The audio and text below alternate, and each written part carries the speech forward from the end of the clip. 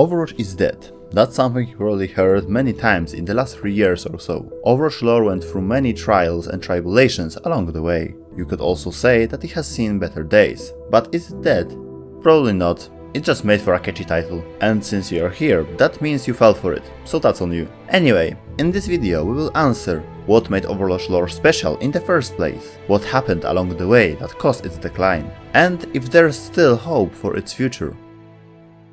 A big part of what got me into Overwatch was the art style and how unique each of the heroes look and feel. So naturally I was curious about who they are and what their deal is. At the beginning we were introduced to these characters through high quality cinematics. Each of these told us something about the characters and the world they live in. These cinematics weren't just origin stories. They didn't just get to the point and force feed you exposition. They took their time to set up the story and get you invested. And despite having a lot of action scenes, they weren't afraid to slow down and play on your emotions. Like when Reinhardt says his final goodbye to his mentor. Die with glory, old friend. Or when Hanzo finds out that the cyber ninja that just defeated him is his brother Genji. No. My brother is dead.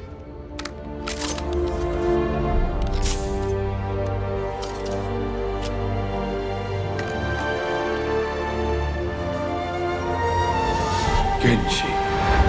Slower moments like these made you feel something and got you invested in these characters, leaving you hungry for more, waiting to discover the lore further. After watching them, you were eager to play as these characters in the game. If a hero didn't get a full-blown cinematic about them, they usually had an animated origin story. They clearly had a lower budget, but they served their purpose of introducing us to a new hero. They showed us something about the character's past and how they got to the point where they are now. After the launch of the game, origin stories are usually accompanied by a release of a new hero. But that wasn't all. If you're a real nerd, you could dig deeper. Early comic books told mostly self-contained stories focused around one specific character. You could get to better know this character, however, they didn't progress the main storyline in a significant way. We also got some books which were nicely setting up for the future lore.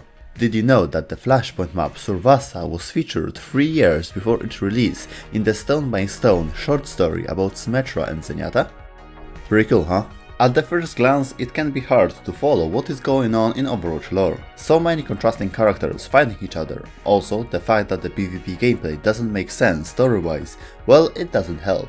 Anyway, with time we finally got an idea what happened in this world. But writers intentionally kept it vague, which added to its intrigue. The main storyline evolved around the Omnic crisis. Basically, around 30 years ago, a powerful AI went rogue and took over all the robots, which then started killing people. Sounds simple enough, right? We found out about the creation of Overwatch and that they saved the world. Besides that, we knew that something happened since then that caused its downfall. And on top of that, Winston recently tried to reactivate Overwatch to stop some sort of a threat. What exactly was he talking about? We didn't know, but that's where the story started to feel like it's building up to do something greater. And as far as villains go, we got introduced to 2 Talon agents, Reaper and Widowmaker. What were their goals? We didn't know, but they were clearly the bad guys. So like I said, the lore we were getting either went back and showed us something about the Omnic crisis / fall of Overwatch, or focused on more or less recent events regarding the faction war between Overwatch and Talon. Then we got the Uprising event, a PvE mission with a comic book depicting events that happened 7 years ago when Overwatch was still a thing. And despite the fact that Omnics now were the members of the society, the discrimination against them was at its peak. We got to see the aftermath of Mandata's assassination in the form of a terrorist attack by a group called Null Sector. We didn't know anything about them, besides the fact that they like purple. A year later, we got the Retribution event with another PvE mission and a comic book. We found out about Overwatch's Black Ops division called Blackwatch, and that after Talon orchestrated the bombings of Overwatch facilities, they sent Blackwatch on a secret mission to retaliate. We witnessed how Reyes began his transition into Reaper when he lost his shit and killed the man they were supposed to apprehend. And after the whole thing went public, the backlash was so big that Overwatch was forced to shut down. And finally, the third event, Rising Storm, in 2019 introduced another PvE mission. People were complaining that the gameplay was disappointing and repetitive, but I was just happy that we got more lore. We saw Mercy, Tracer and Genji answer Winston's recall. This was the first time we heard Sojun's voice, by the way. Tracer, status report. Target in sight, Captain. We've waited a long time for Maximilian to show his face.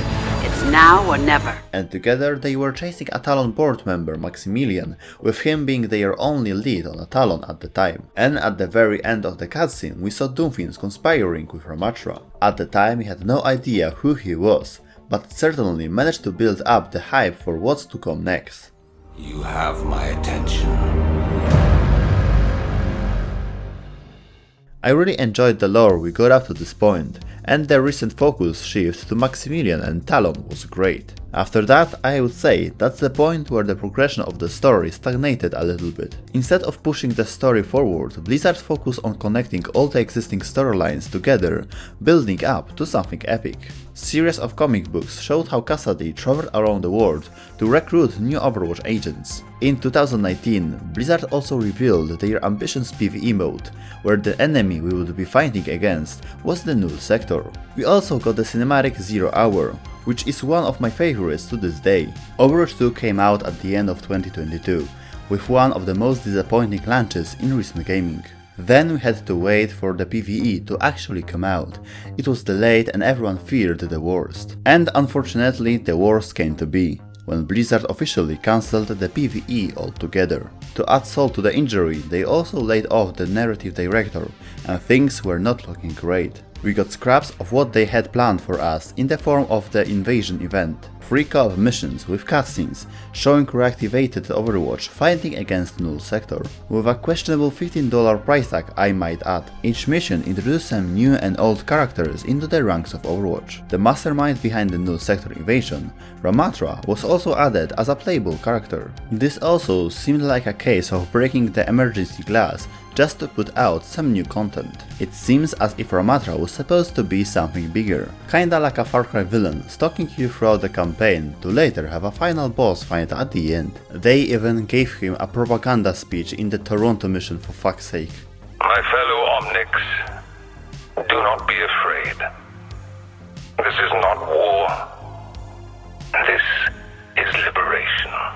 I also have a theory that the new books that came out in the last 2 years were setting up the story for the other PvE missions. But since there are no missions, these stories just kinda clean up the mess so that the rest of the characters are up to speed with the Null Sector invasion and everything that happened.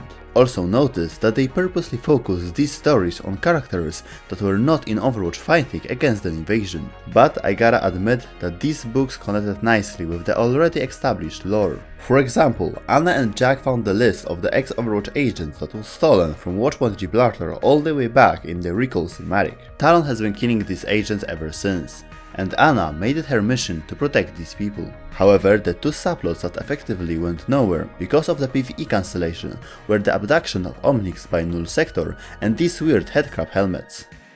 And also, Talon wanted to get to Zeniara, presumably to honor their arrangement with Ramatra. I will probably make a separate video about the content and lore that we lost in the cancellation of PvE. Also, another interesting thing happened. Blizzard released the book Overwatch Declassified. I gotta admit, I did not expect them to do something like this. This is essentially the Overwatch lore bible, going over different time periods in absolutely insane detail. A lot of stuff about the world before the Omnic Crisis, its beginning and creation of Overwatch, detailed description of the course of the crisis, as well as the golden era of Overwatch that followed. There's a lot more about technology and additional lore on characters, but that's the gist of it. Like I said earlier, Blizzard was rather vague when it came to world building, so they caught me off guard with this book. Continuing their trend of extensive world building, Blizzard released an animated trilogy, Genesis, which told us more about the Omnic Crisis. How it started, how it ended, what Overwatch did to stop it, and of course the Omnic that changed it all, Aurora. Also for all the shit Overwatch 2 received, and rightfully so, It was kinda cool that they redesigned all the default skins for every hero and they actually showed the progression of the characters in some way. My favorite example of this is Moira, with the transition from Overwatch 1 to the sequel. We can see that the condition of her right arm has actually progressed with time. Other good things that actually came out of Overwatch 2 were new voice lines that progressed the story. Awesome example of this is Ana's interaction with Pharah. With the new voice lines, they actually acknowledge the time they met in the New Blood comic book, and that Pharah finally joined Overwatch, fulfilling her childhood dream in a way. Mom, I know why you didn't want me to join Overwatch, but it's still what I want. I didn't want that life for you, but I know that it's your decision, and I will support it. So you're going with Cole, joining Overwatch.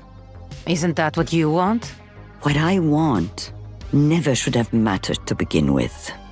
Now I want to touch on how Blizzard handled releases of individual heroes from the lore perspective. Like I said, all new heroes got an animated origin story, but that's not all. All heroes prior to their release were teased in one way or another to build up the hype. For example, a file about Ana was at the Temple of Anubis. In addition to an animated origin story, we get 2 comic books and the Busted short story. These explored Ana's relationship with Soldier 76 and Reaper after the fall of Overwatch. A heavy lore drop indeed. It was cool that she was a mother of one of the already existing characters. With Sombra, we got what is one of the most complex character teases in gaming history. There were codes hidden in Ana's origin story video. There were changes done to Overwatch's website suggesting it's been hacked by Sombra. There were error messages in the game and environmental clues on the Dorado map. And to top it all off, we got the Infiltration cinematic and a comic book which expanded the lore of Zarya and Volskaya Industries. When the next hero was rumored to be connected to Numbani,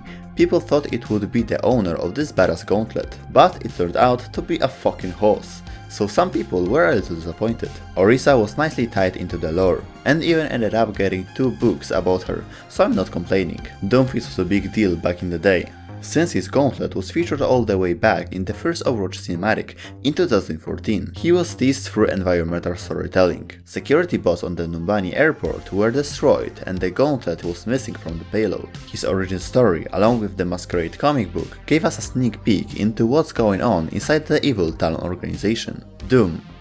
All around a solid release. Moira was revealed at BlizzCon in 2017, without any major appearance beforehand. She could be spotted in already mentioned Masquerade comic book, and there was an interaction in Oasis hinting at her existence. In addition to experimenting on Reaper and Widowmaker, she was Talon's head scientist. Maybe Moira's lore isn't super deep.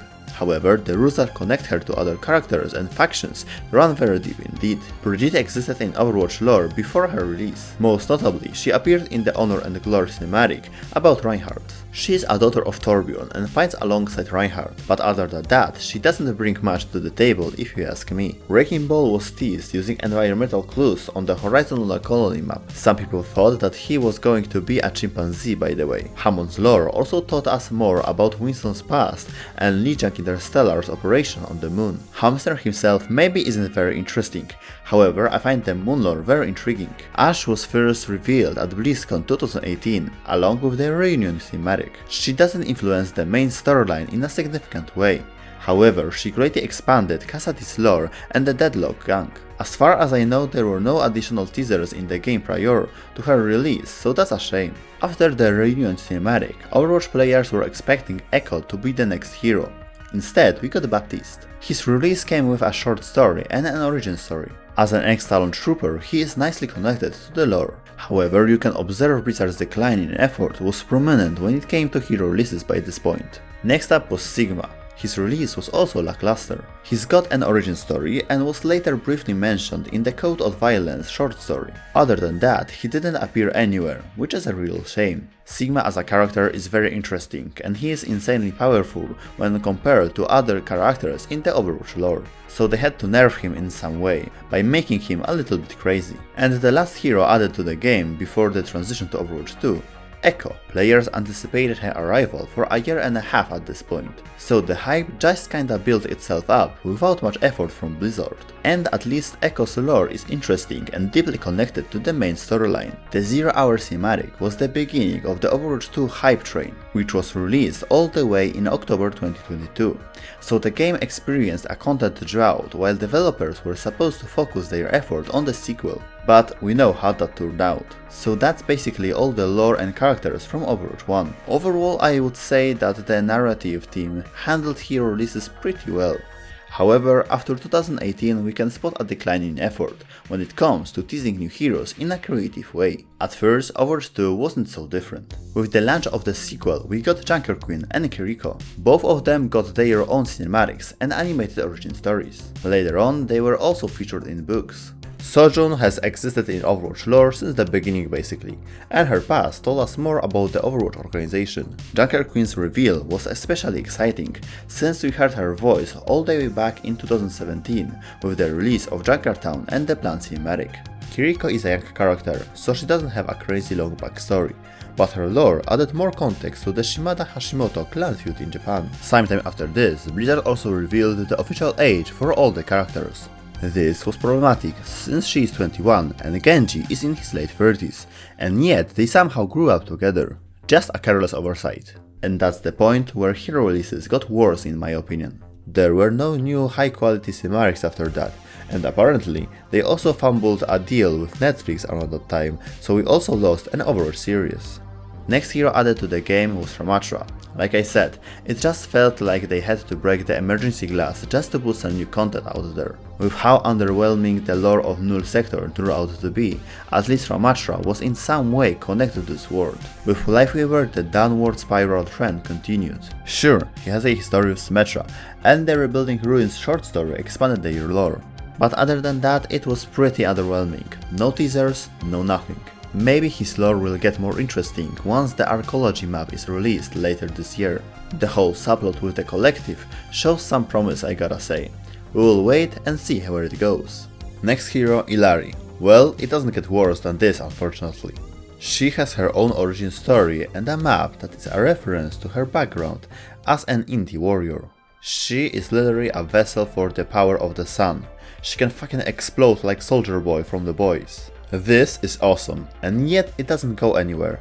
Despite her powers and interesting backstory, she holds literally zero significance in the Overwatch lore.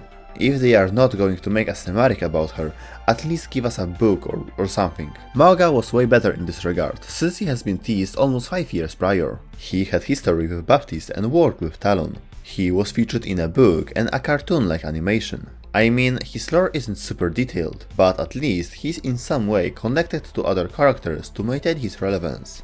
Next was Venture, absolutely bottom of the barrel character development. And no, I'm not hating on them because they are non-binary. They were only featured in one comic book, so there's literally no lore to discover here. Now check this out. Venture is a member of the Wayfinder Society. Their excavation sites can be found on the front of Anubis and Petra maps. See, I literally told you their lore in one sentence. I couldn't make a full video about their lore even if I tried. When the next hero was supposed to be a space ranger, I was hoping we would get more space-related Overwatch lore. Maybe something about Horizon Lunar Colony or Mars?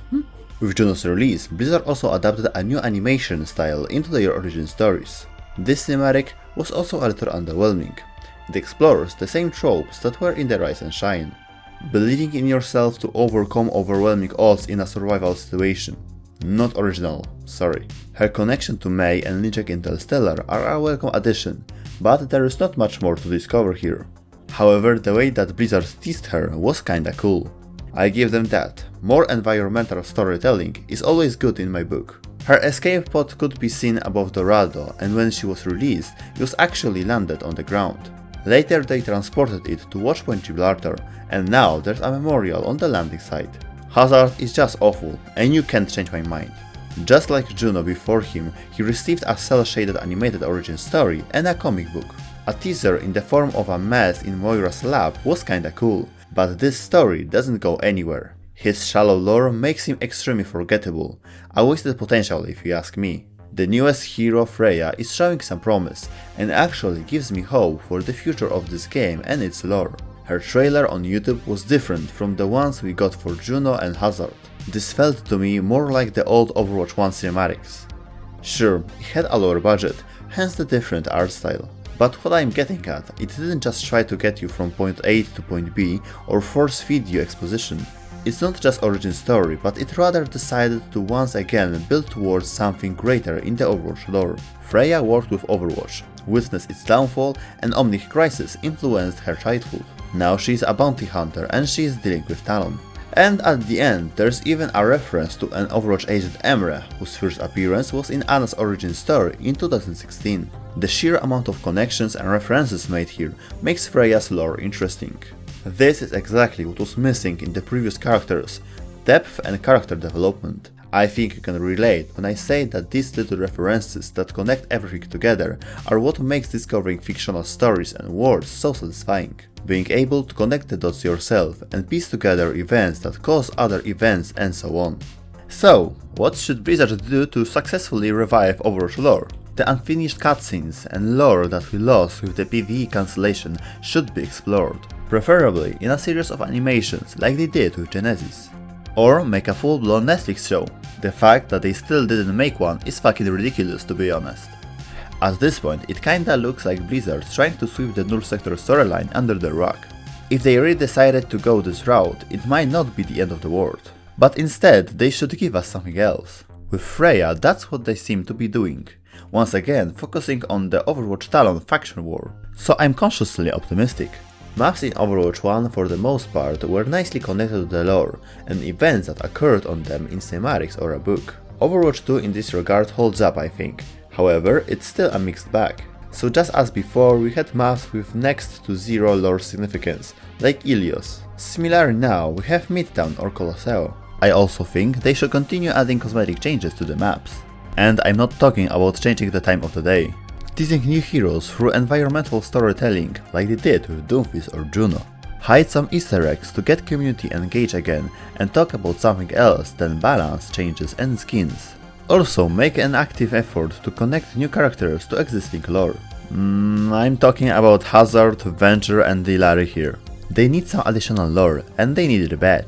Besides, I wouldn't mind exploring further already existing lore. Imagine a cinematic about what's going on inside the Talon organization. Or even better, imagine Sigma and Moira making an appearance. Overall, I enjoyed the books they have been releasing in the last couple of years. However, they will never replace seeing these events and characters on the screen. These books are relatively short and even then barely anyone reads them, while a cinematic contains more little details and world building than we could ever hope to find in one of these books. Art department at Blizzard is going crazy as always with the new skins every season, but notice that we barely got any lore-friendly skins in the last couple of years. Instead, they gave us multiple co-op event skins like Porsche, Avatar, Cowboy Bebop and Transformers. Well, I'm sure these are gonna generate a lot of sales through the in-game shop, but I think that skins rephrasing characters' lore would go a long way. Thanks for making it so far into the video. Let me know below what you think will happen next in Overwatch lore. Leave a like if you enjoyed it and subscribe for more similar content. Alright, see you in the next one, shitters.